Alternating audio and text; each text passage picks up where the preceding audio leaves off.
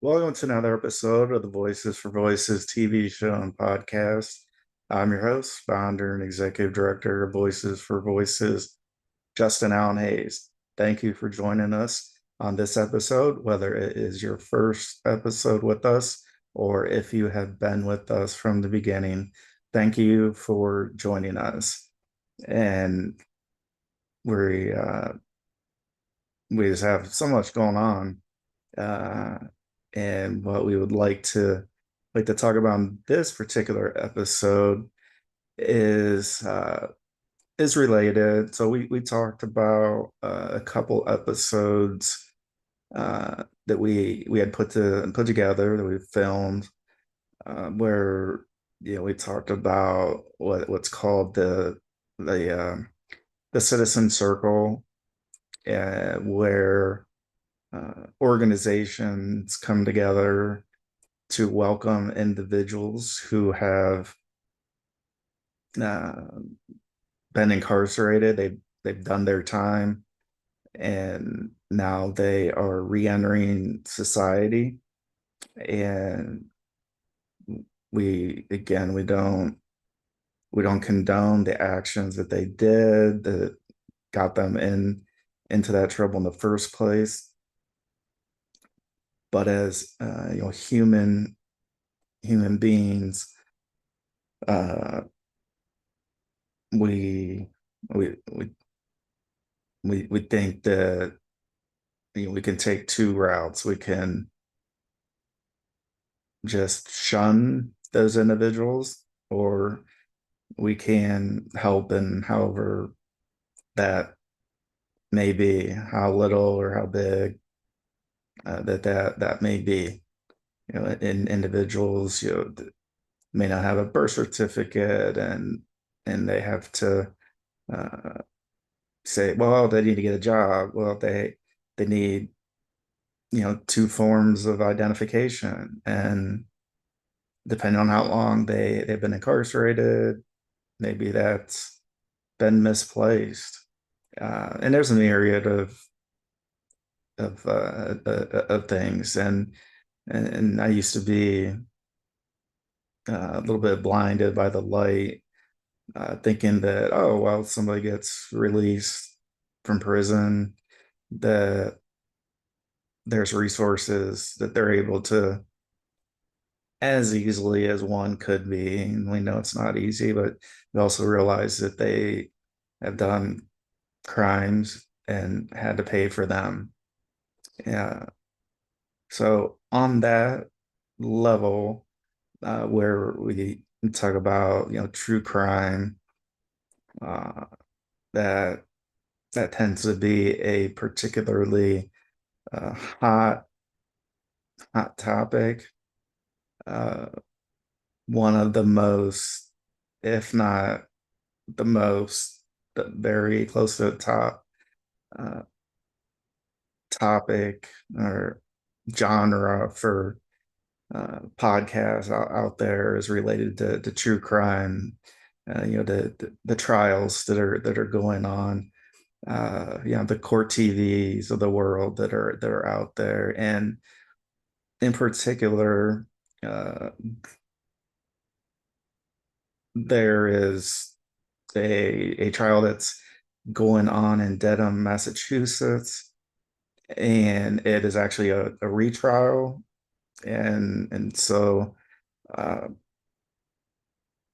the first trial was in 2024, and the defendant went to trial, and the jury was unable to reach a verdict, guilty, not guilty. So they had a hung jury, and so the state, or in this case, they call the state the Commonwealth, uh, decided that they wanted to retry this case. And if a person is found not guilty, they can't be retried for the same crimes. You may have heard about that. It's got double jeopardy, the double jeopardy law. Can't be tried for the same law, same crime twice. But since it was a hung jury, it was neither guilty or not guilty. Uh, it was decided by the Commonwealth that they wanted to retry this case. Not all cases are like that that end up in hung juries, but this case is. And the case, if you uh, haven't been cued in by my few-minute intro, it's the Karen Reed murder trial, and this has garnered a lot of attention, uh, both say locally in Massachusetts and Dedham, Massachusetts, uh, here in the United States, and even across the world. There are podcasts, uh, news outlets galore that have have really eaten this case up, and so we're just gonna touch on it as much as we can. And you may say, well, what does this have to do with Voices for Voices? You talk about mental health and trauma. Well, uh, we talked about the citizen circle, and that mental health and trauma going through being incarcerated. That can be there for individuals, and individuals uh, ahead of that, which is where we're at here with the Karen Reed trial or retrial, is so you have the trauma of John O'Keefe, who was uh, found unresponsive in the snow outside of 34 Fairview. Uh, the Commonwealth alleges that Karen Reed's Lexus SUV uh, ran into him and left him to die in the snow. Uh, the defense that's defending Karen Reed alleges that did not happen, that it was not Karen Reed. Karen Reed's Lexus SUV did not strike John O'Keefe and therefore did not leave him injured to die in the snow. Uh, and so it's kind of high level what's going on. And there's supporters on both sides, which is very interesting to the degree that there is. Not that there aren't supporters, but how they've kind of been at the courthouse day in and day out, not only last year in 2024 uh, for the first trial, but here in 2025 for the retrial. Uh, it's really unheard of because usually that doesn't happen, number one, and number two, especially because the victim, John O'Keefe, was a Boston police officer, and so to have for Karen Reed, the defendant, to have the supporters that she does, and giving hugs and interviews and talking and just really creating this huge circus, bringing in an attorney, Alan Jackson from California, uh, to join the case, uh, and here on the retrial, there's actually been an addition to the defense team, and that is one of the jurors who sat on the jury of the first Karen Reed trial, which that's a twist all in itself as well. And, and so that's going on. Uh, it's a long trial. These are trials are a couple days, maybe a week.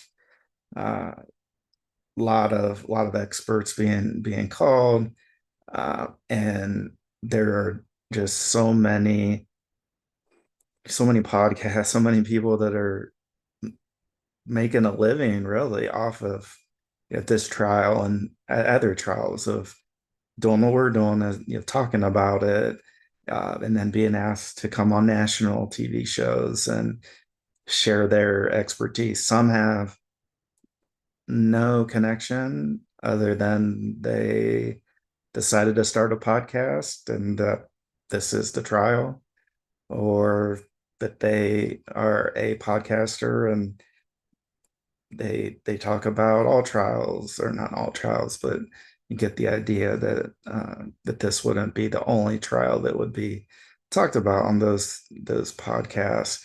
Uh, so we take that step back now and we talk about the trauma and the mental health.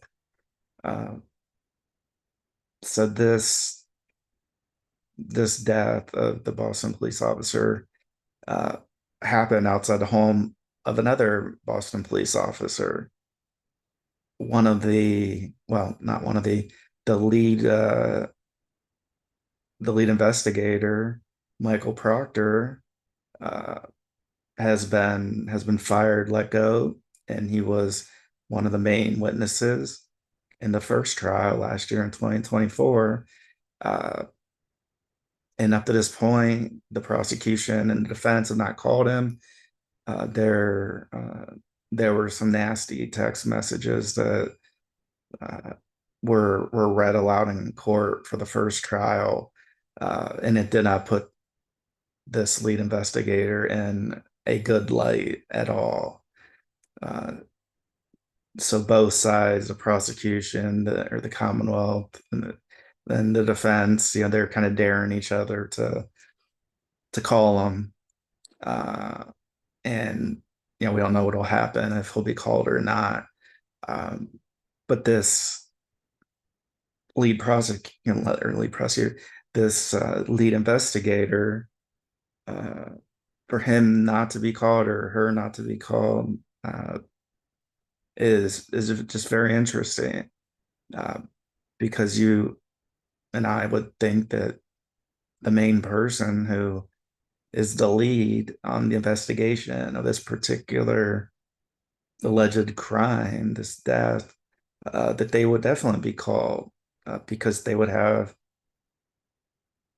in essence, some of the most information on the particular case.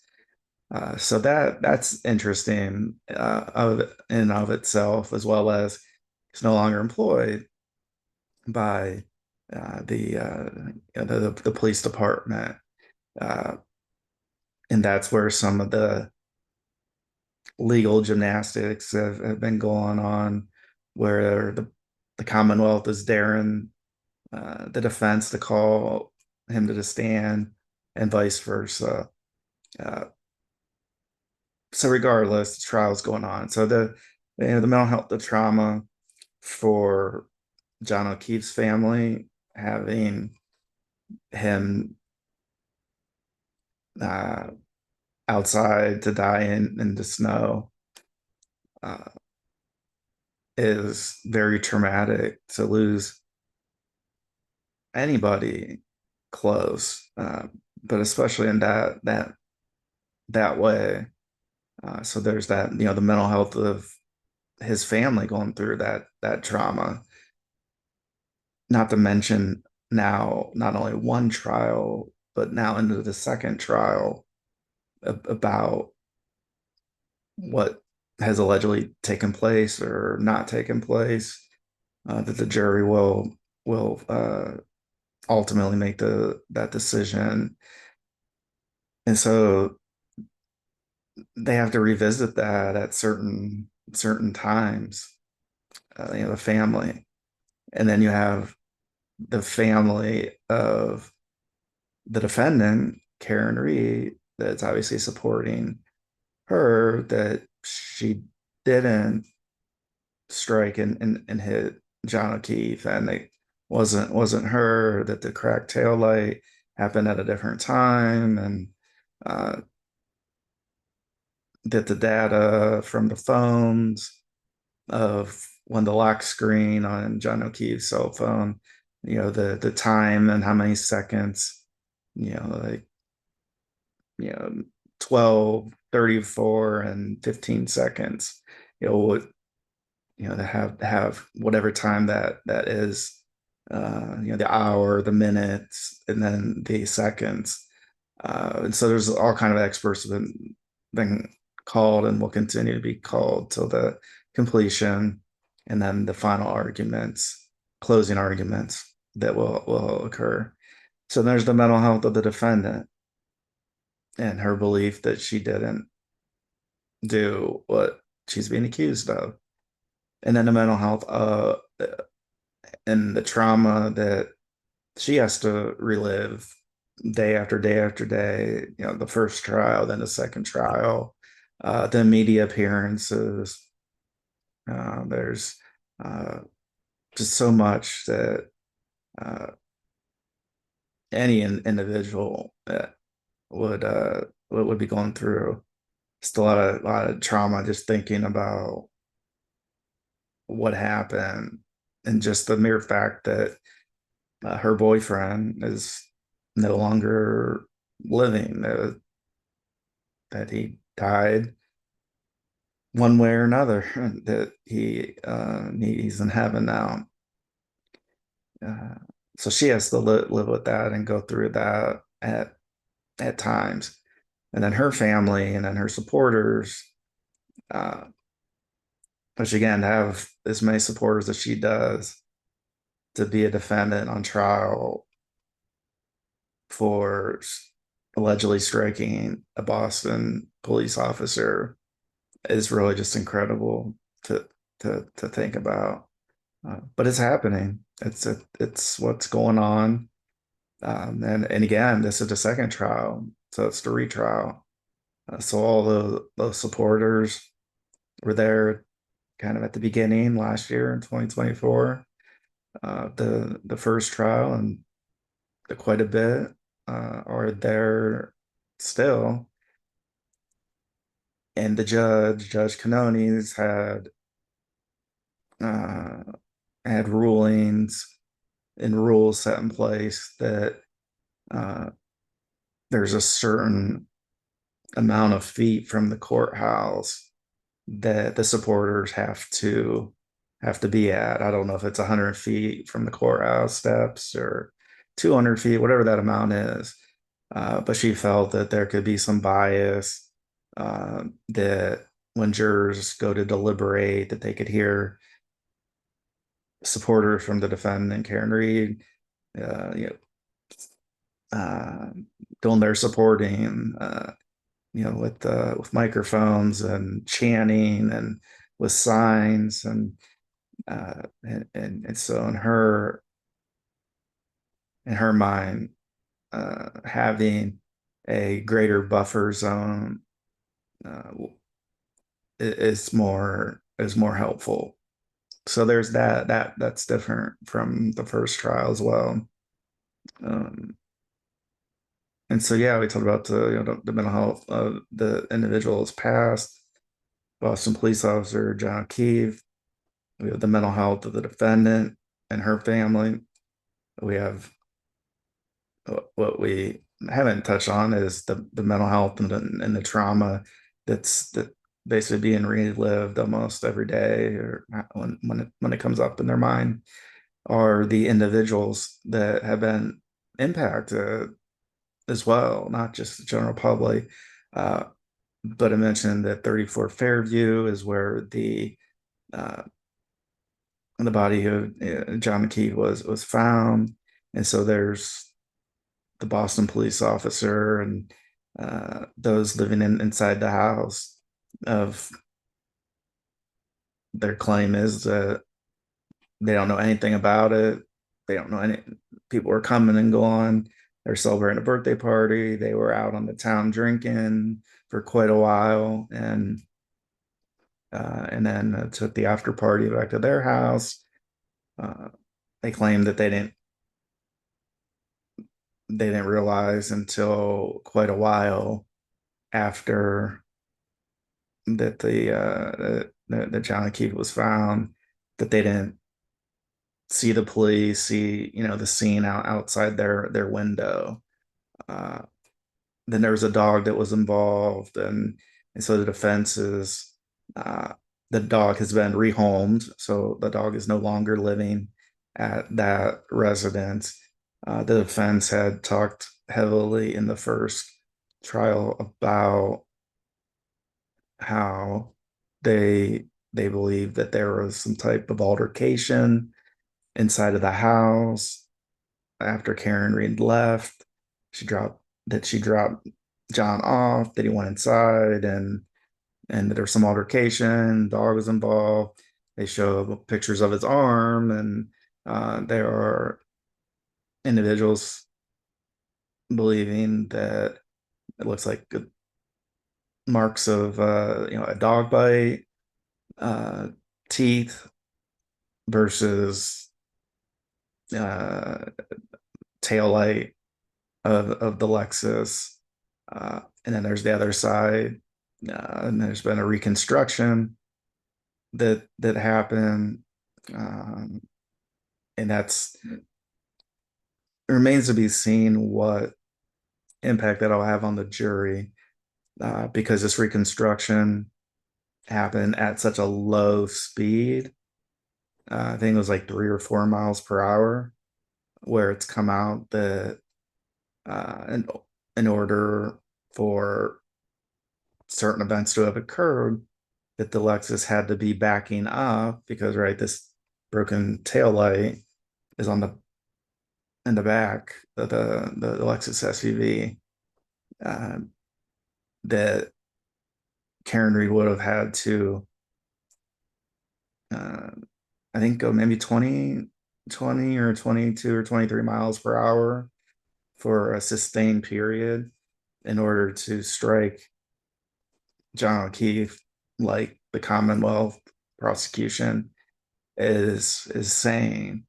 And defense has come out against this expert, it's reconstructionist, to talk about that. Say this reconstruction was not done at the 20 whatever the amount of miles per hour that the claim that the SUV was going to strike John O'Keefe at, that it wasn't done. And in the reconstruction, they used a human being, and put some paint on the arm, that they believe would show that the tail light could in fact cause potentially cause the those marks on that were on John O'Keefe's arm. Uh, and so the defense is saying, "Hey, you didn't do, the what's come out, the 20 plus miles per hour," and obviously that turned out pretty wouldn't have turned out well for the person. But as we know, with cars and trucks, SUVs, they go through a series of tests, safety tests, and they don't have humans in there. They have, I'm going to say, mannequins, crash test dummies, and so that's where the defense is uh, is thinking. And so there's right, pick a side. There's some we agree on one side and a little bit on the other. Uh, but this case has just been incredible from it struck the interest. Uh, I mean, so much so that just about all the court TV coverage for since the trial, and even since some of the hearings before the trial happened, they spend so much of their time on this particular trial and the lead up to it, and now during it, that they're spending, their their prime time shows, uh, all on in this particular case, and they're giving updates on other trials like the P Diddy, the Diddy, sex trafficking, abuse trial that is going on in the federal courthouse and in the state of New York. Uh, And so this episode we talked about a lot, but trauma of individuals can happen. Uh, and so we talked about, the family of the deceased. We talked about the family or the individuals that live at the house where this alleged murder. Karen Reed's been tried for murder, so she could, in theory, go to prison for the rest of her life. Uh, and so then there's the trauma of her going through this ordeal. Uh, and now people can pick sides on who they believe, one or the other. Uh, and then we have also the mental health of, we don't really talk about it, but the attorneys as well. I mean, that's their profession, and so that's something that they're used to. But their mental health is something to be thinking about, uh, as well as the judge. Uh, so we thank you for joining us on this episode of the Voices for Voices TV show and podcast. Until next time, I am your host, founder, and executive director of Voices for Voices, Justin Allen Hayes, and please be a voice for you. There's somebody in need.